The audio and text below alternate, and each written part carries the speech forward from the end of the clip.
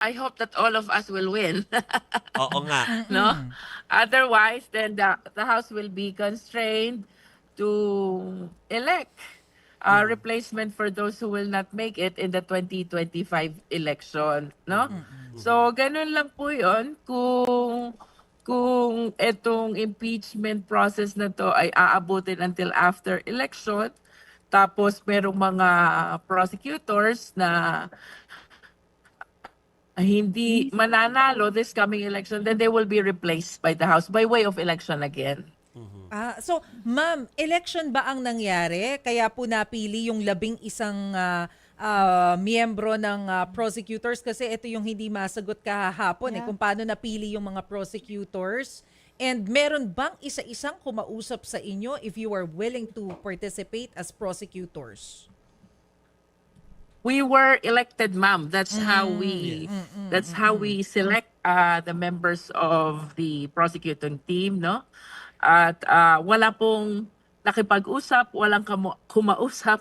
As a matter of fact, ay ito po'y tuko na rin lang narinig yung official information about the prosecution team pagdating doon sa floor.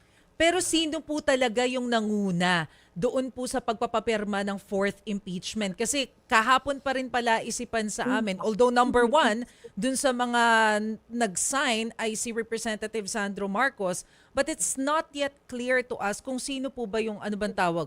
Pasimuno na lang for para po mas klaro.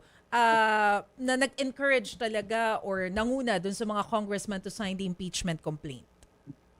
Actually, ma'am, wala naman po pasimuno kasi since the filing of the three impeachment complaints last year, that is 2024, no? Ang mga congressman po may kanya-kanyang pag-aaral na isinasagawa para po kaugnay nitong impeachment process na ito. At eto nga po, this week, no, Monday, Tuesday, Wednesday, ay with the intercession, of course, of the national parties, katulong na po natin yung ating mga partido dito, just like Lakas, NUP, NP, ano pa ba to, NPC, through the intercession of the parties, we were able to come up with our fourth impeachment complaint, which was endorsed by 215 members of the 19th Congress of the Philippines. And as a matter of fact, ito pong 215 na to, I believe ay patuloy na natatagtagan ng mga House members na gustong sumuporta dito po sa ating impeachment complaint.